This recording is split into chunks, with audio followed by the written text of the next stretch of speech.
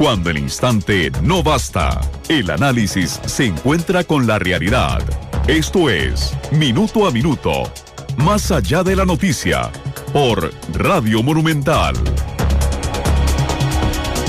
Hola, ¿qué tal? Buenas tardes, son las 3:01 de la tarde. Bienvenidos a Minuto, nuestro programa de análisis y entrevistas aquí en Radio Monumental, que se transmite en vivo a partir de las 3 de la tarde de lunes a viernes en 93.5 y en diferido a través de Canal 2, la imagen de la radio, también de lunes a viernes de 7:30 a 8 de la noche. Gracias por acompañarnos y además de seguirnos a través de nuestros perfiles en redes sociales en Noticias Monumental.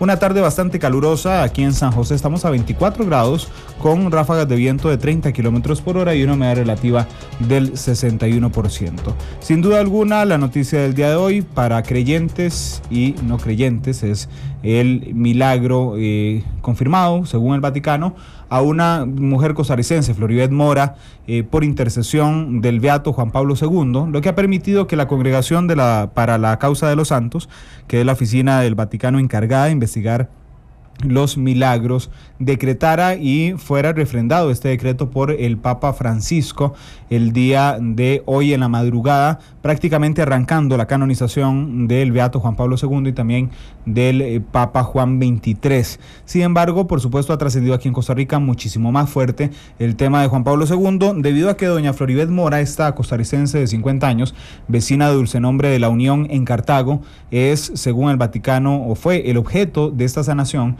luego de haber sufrido un aneurisma cerebral que la tenía al borde de la muerte y que fue curada inexplicablemente. Ella hoy rompió el silencio, le habían hecho jurar en el Vaticano, donde fue a reunirse con los miembros de la Congregación para la Causa de los Santos, que no le iba a dar declaraciones a la prensa hasta que el Papa Francisco firmara el decreto que declaraba el milagro de Juan Pablo II. Así lo cumplió ella. Hoy a las 4:30 de la mañana el Papa Francisco firmaba el decreto, y a las 9:30, 9:45 de esta mañana, información que le subimos en vivo aquí en Noticias Monumental, Floribeth Mora hizo una conferencia de prensa junto con el arzobispo de San José, Monseñor Hugo Barrantes, con el nuevo arzobispo de San José, Rafael Quirós, y también con Daniel Blanco, el canciller de la Curia Metropolitana. Vamos a escuchar brevemente algunas de las declaraciones que hizo Floribeth Mora la primera vez desde que se decreta el milagro de Juan Pablo II, contándonos a la prensa y por supuesto por medio de la prensa a los costarricenses de qué fue su sanación y su fe en Juan Pablo II. Escuchemos. Veía a mis hijos en la casa, donde pasaban viéndome, tocándome, poniéndome la mano encima, de ver a mi hijo menor con sus piecitos metidos a un lado de mi cama, siempre, toda la noche, cuando me despertaba, de ver a mi esposo que se hacía el hombre fuerte, y yo veía sus ojos llorosos junto a mí, cuando tomaba mi mano y me persignaba todas las noches, porque él sabía que en cualquier momento ya no estaría con él, y yo estaba asustada. Y llegó, mucha gente me decía, tenga fe. No, fe tengo, y tengo una gran fe en el Señor. Lo que tengo es miedo, pero es la parte humana mía la que tenía miedo.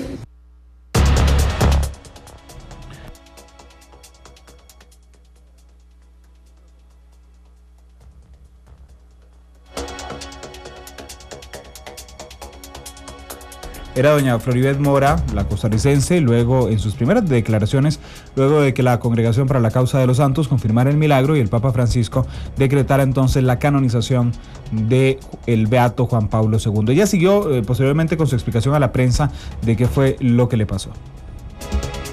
Cuando escucho la voz que me dice, levántate, y yo estoy sola en el cuarto, me quedo lloviendo así, pero solo tengo un suplemento que para esa fecha se sacó en conmemoración de Juan Pablo II. Se sacó esto me lo regalaron, a mí ese día,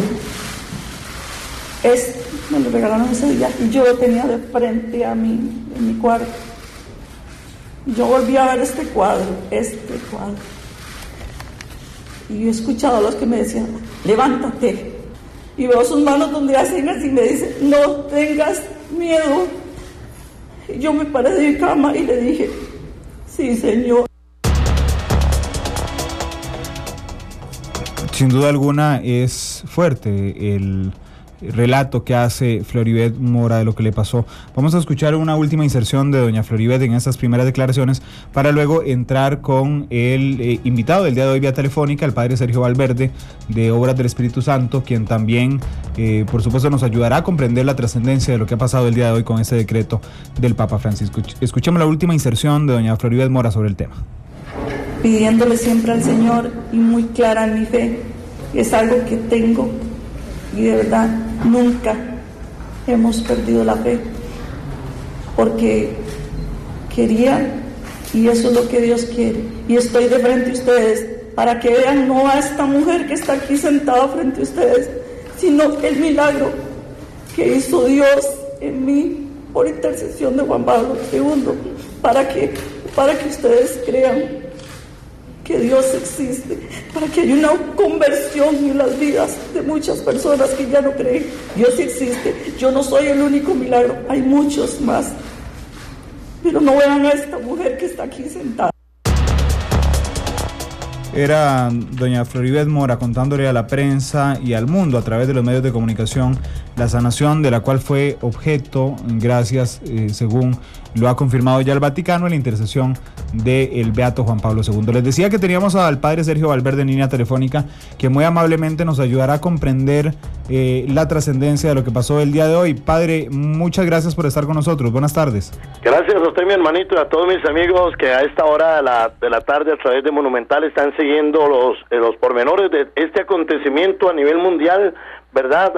Que motiva la fe de tantos y tantos cristianos, creyentes, ¿verdad? Y hasta no creyentes que amaban. Recordemos que el Papa Juan Pablo II era amado, seguido, admirado por católicos, no católicos, creyentes, no creyentes, ¿verdad? Entonces, esto es un momento de que impacta humildemente al mundo entero y de manera especial aquí a Costa Rica.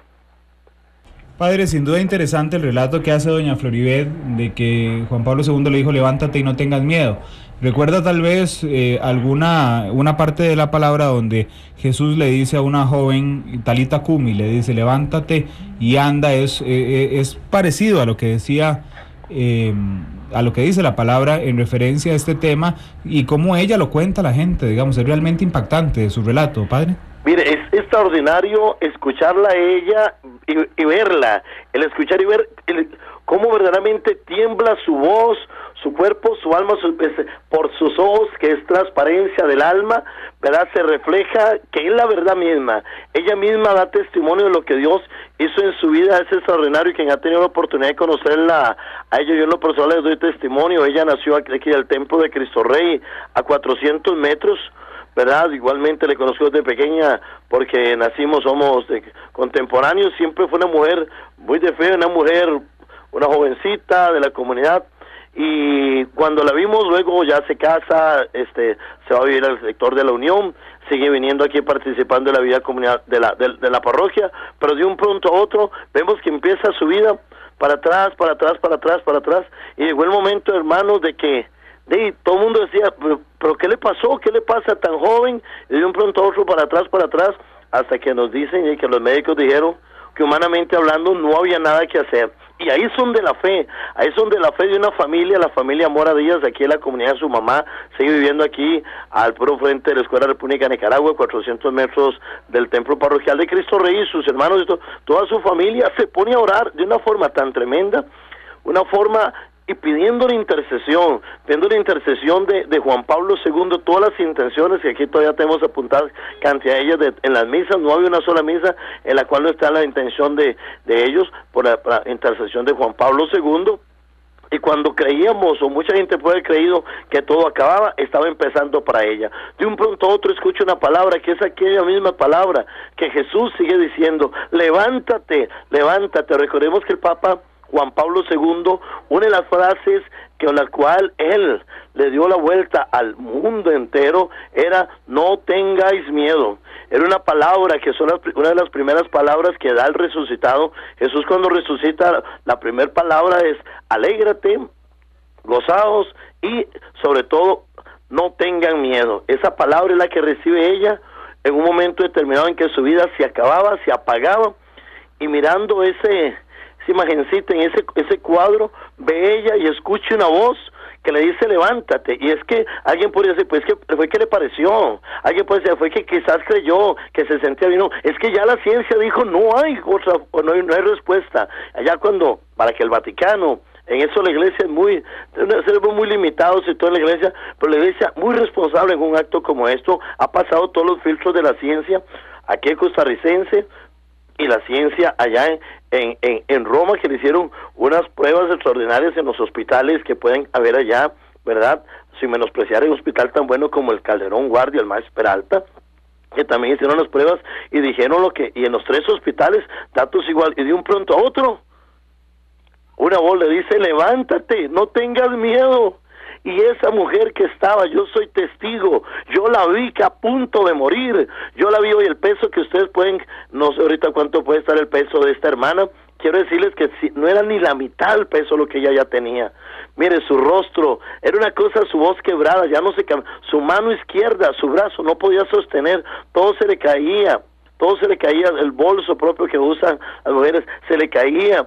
Ella ya no podía levantar su pierna izquierda debilitada, muchas veces hacía como a caerse, y ahí el esposo, ahí los hijos, ahí la familia, todo el mundo orando, y de un pronto a otro, Dios le habla, ella se levanta, le pregunta, ¿pero qué estás haciendo? Y ella nada más dice, ya me siento bien. Ella con el miedo propio, porque decir hoy en un mundo tan difícil y con tantas cosas, decir de un pronto a otro que ya me sané, donde la ciencia decía que no había nada que hacer, donde la mandaron, como muchas veces dolorosamente pasa, que mandan a una persona ya para la casa. Eso es duro, cuando uno siente que le dieron un enfermito a uno porque ya no hay nada que hacer, uno dice, lo mandaron a morir a la casa. Bueno, literalmente esto es lo que se vivió, ¿verdad? La ciencia hizo esto donde pudo, y con unos doctores extraordinarios como tantos que tenemos en nuestro país y en el mundo entero, pero la ciencia llega hasta un momento, ¿verdad? Y hay un momento en el cual ya solo queda Dios, y llegó a ese momento en el cual ya solo quedaba Dios, la ciencia hizo lo que pudo, la mandaron para la casa, pero el poder de la oración, y el Señor se manifiesta a través del Papa, ¿verdad? Dice, levántate y no tengas miedo, y se levanta, y desde ahí hasta hoy, cada vez tiene más fuerza, ahora tiene la fuerza del búfalo, como dicen las Escrituras. Padre Sergio, tal vez si nos ayuda a entender el proceso, porque bueno, el Vaticano como tal tiene procesos que llaman muchísimo la atención, ¿verdad? Son muy particulares. De hecho, los nombres de las congregaciones, esta Congregación para la Causa de los Santos, por ejemplo, que es la que investiga los milagros. Hay 3 niveles para alcanzar la santidad: siervo de Dios, beato y finalmente la canonización como santo. Que canonización viene, y si no usted me corrige por favor, de incluir en el canon de santos de la Iglesia Católica a quien sea, digamos, en este caso a Juan Pablo II y al Papa, bueno, a Juan XXIII, claro, el día de hoy. Pero cuéntenos cuál es el proceso, porque hay muchos críticos el día de hoy en redes sociales, por ejemplo, que nos han criticado a los medios de comunicación de darle tanta difusión al tema de la sanación de doña Floribet Mora. Inclusive nos han criticado fuertemente al decir el milagro, al decirle el milagro de Juan Pablo II, porque así hemos titulado muchísimos medios a nivel internacional, a nivel mundial, todos los titulares, ¿verdad? Que salen por toda la tierra es el milagro, ¿verdad? El que tenga ojos, Jesús dice que tenga ojos, que vea, ¿verdad? Que tenga oídos, que oiga, ¿verdad? Hay personas que no creen, Jesús mismo hasta dice en algún momento, hay unos que no creen ni aunque vea resucitar un muerto. Jesús lo dijo así una vez a Lepulón cuando murió Lázaro. El Lepulón le dijo, Señor, déjame que vaya donde mis hermanos para que no vengan a este lugar de llamas tan tremendo. Y Jesús le dijo, hay algunos que no creen ni aunque vean resucitar un muerto. Bueno, y así no creen ahora, es más, que ni siquiera le creen a la iglesia. Bueno, y la ciencia se contradicen, dicen que todo es ciencia, y ahora está bien que no le creen a la iglesia o no le creen al cristianismo, porque esto es algo que involucra a todo el cristianismo, es el nombre de Jesucristo. Si no le creen a la iglesia, que tienen derecho, con lo normal, bueno, y entonces se contradicen. Si solo ciencia, solo lo que se palpa, lo que existe, dicen los que son contrarios a la fe, y entonces ahora están negando también la ciencia. Entonces se contradicen a sí mismos. Es un milagro patente, ¿verdad? Es indudable. No se puede negar, la misma ciencia, digo, no se puede. Ha pasado un trámite, un proceso extraordinario para cuando una persona, para que empiece todo un proceso así muy rápido, usted que citaba muy exacto esos 3 pasos, para ser siervo tiene que morir primero cuando muere la persona, morir con un ambiente de santidad, que huela a santo, que sea una persona que pasó por su testimonio, por su forma de ser, por su forma de vida, sus relaciones con las demás personas, por su doctrina, por su enseñanza, que se sienta como que fue alguien totalmente distinto, que huela a santidad, para que empiece todo un proceso, ¿verdad? Todo ese proceso para ser proclamado siervo. Luego tiene que seguirse dando, una vez que muere, empezar un proceso para que se dé bajo su intercesión, que se vea como que quiere irse la devoción de la gente a nivel, de manera natural, no promovida, sino de manera natural, que empiece a ver como una cierta veneración, ¿verdad? Y un amor especial y devoción a esa persona que ha muerto. En este caso, se da, y de un pronto a otro viene el primer milagro, ¿verdad? A una religiosa. Y después de que se da ese milagro, es llevado a los altares, ¿verdad? En este caso a ser proclamado beato, de beatitud. Logró alcanzar un punto extraordinario de beatitud, de gozo, de presencia del Señor. Pero para ser llevado a los altares, a la máxima expresión en presencia del Señor, santidad, se ocupaba un segundo milagro, ¿verdad? Que en este caso es el que se logró constatar, ya les digo, pasando todos los filtros de la ciencia, doctores de Costa Rica, cantidad de doctores que vieron, ¿verdad? Ultrasonidos, todos los equipos modernos, y todavía se constata nuevamente en los hospitales de Roma, los hospitales, ¿verdad? Esos son muy, muy cuidadosos. Una situación como esa, estamos hablando que involucró a 3 hospitales muy prestigiosos, 2 de Costa Rica, Max Peralta, uno San Juan de Dios, segundo, y un hospital de Roma, donde hicieron un proceso para verificar que todo era conforme a lo que se decía, en los documentos se constata, ¿verdad? Testigos, cantidad de testigos, documentos y demás, y se constata, la ciencia dice, de que aquí algo pasó, nunca se había dado tal vez que alguna persona siga mucho tiempo con ese problema, se le prolonga, pero que se sane, y que al hacer nuevamente los exámenes aparezca que como si nunca hubiera ocurrido nada, eso nunca se había dado, y eso es un milagro. Padre, tal vez sea un detalle, pero es un detalle llamativo, pero en la práctica lo que permite la canonización para cualquier católico que vaya el fin de semana a misa o vaya entre semana al templo, significa que la imagen de Juan Pablo II estará o puede estar en un altar como está, no sé, la de cualquier santo cuando uno va a un templo. Claro, ahora ya se le puede hacer lo que llamamos la veneración pública, ya verdad pública. Antes de se llevar a los altares era una veneración privada, que yo pueda tener mi oracioncita y hacer la oración y contemplar la imagen, pero ahora al ser declarado santo ya, ¿verdad? La iglesia ha dicho, sí, este es un hombre extraordinario, puede ser un caso de una mujer, Santa Mónica, Santa Rita, ¿verdad? En este caso un varón, Juan Pablo es un hombre extraordinario, está en presencia del Señor, es un testimonio fehaciente. Tal vez hasta ahora alguna persona, inclusive ya ni siquiera vamos a pensar a los escépticos, que es distinto, ¿verdad? Ya eso es otro línea de pensamiento y se les respeta. Eso dice la Biblia, que hay algunos que no creen ni aunque vean resucitar a un muerto. Alguien puede decir, bueno, pero ¿y cómo que un hombre haga un milagro? Es el que hace milagros es Dios. La iglesia tiene muy claro lo que es la intercesión y lo que es la ejecución del milagro. Milagro lo hace Dios, pero tenemos que recordar, por ejemplo, en el Antiguo Testamento, voy a poner 2 ejemplos muy concretos, que si va bien 3 muy concretos, que si le dan un pequeño seguimiento van a ver qué lindo cómo también tiene su asidero bíblico, donde es su plataforma bíblica o la explicación. Por ejemplo, recordemos a Moisés en el Antiguo Testamento, cómo el milagro que hizo Moisés, entre otros, por ejemplo, frente al Mar Rojo, extiende sus manos y el Mar Rojo se abre en 2. ¿Quién hizo el milagro? Fue Moisés, y es un hombre, sí, pero un hombre en el cual actuaba Dios. 1.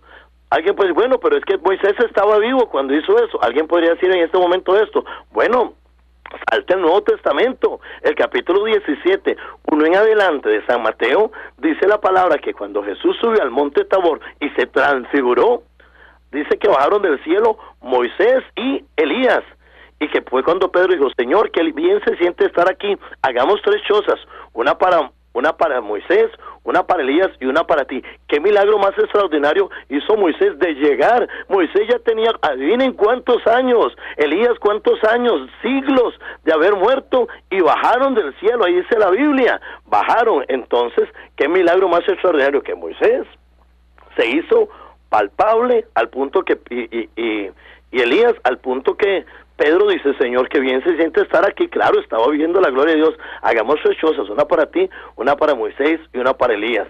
Y como si fuera poco, el apóstol San Pablo, nuevamente en Primera de Corintios, capítulo 12, versículo 9 y versículo 10, dice la palabra, a través de San Pablo, que hay criaturas, hay hombres a quienes Dios les concedió el poder de hacer sanaciones y hacer milagros.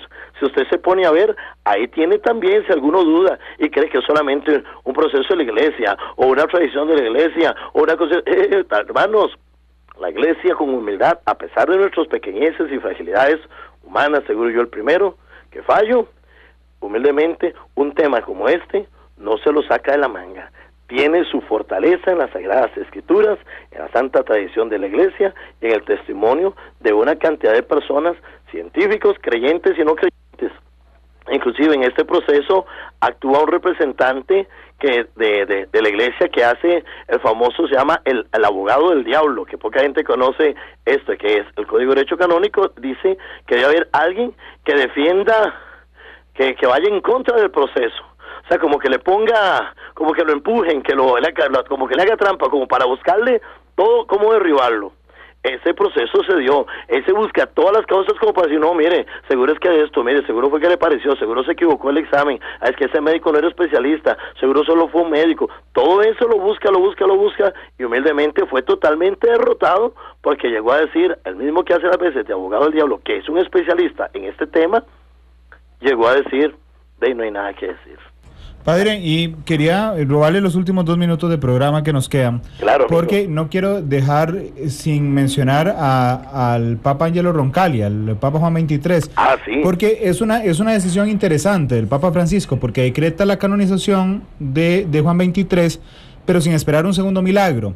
Pero Juan XXIII, si tal vez no tuvo digamos, el círculo mediático que por coyuntura tuvo Juan Pablo II, pero Juan XXIII hace el Concilio Vaticano II y prácticamente impulsa a la Iglesia Católica hacia el tercer milenio, hacia enfrentar la situación de los tiempos, padre. Bueno, recordemos que el cardenal Roncalli, Juan XXIII, se esperaba que iba a ser un papa muy transitorio totalmente, que era como quien dice un mientras tanto, se acomodaba la iglesia y venía un nuevo pontífice. No se esperaba de él mayor cambio, sino que era más o menos como alguien de transición, de espera que viniera ya uno quizás más joven, uno con algún pensamiento más abierto, qué sé yo, que respondiera a la historia en ese momento. Y escogen al Papa bonachón, aunque le llamamos así de cariño, al Papa bueno, hombre humilde, sencillo, bonachón, que con su sonrisa cautivaba, y lo ponen como para que cuide el rebaño mientras tanto, y de un pronto a otro, ¿qué es lo que dice él? Bueno, hay que abrir las ventanas de la iglesia, necesitamos que sople un viento fresco en la iglesia, un nuevo Pentecostés, necesitamos y convoca contra todos los pronósticos, dirían en el fútbol, hay un monumental, era contra todos los pronósticos. Así me gusta que nos oiga. Así me gusta que nos oiga. Está totalmente en sintonía. Con cariño, los quiero mucho, mis amigos de Monumental. Con cariño, entonces, contra todos los pronósticos convoca a cardenales de toda la tierra, el que esperaban que con costo les hiciera una cartita de saludo a los cardenales de su alrededor en Roma, convocó a todos los de la tierra y los puso a correr, porque dice, hay que subir a Roma, porque esto, así en palabras muy ticas, eso hay que cambiarlo, hay cosas que hay que cambiar, y empezó lo que conocemos nosotros hoy por el Vaticano II y todos los cambios que hubo en la liturgia y demás se le debe a este hombre bueno. Y qué milagro más que ese, ¿verdad? Que siendo tan mayor, se le veía a mucha gente, inclusive en algún momento pensó que estaba muy cansado y convocó, ese es un milagro tremendo, que haya logrado en tan poco tiempo convocar a toda la tierra, que logró en ese momento histórico. Bueno, ese es un milagro también patente.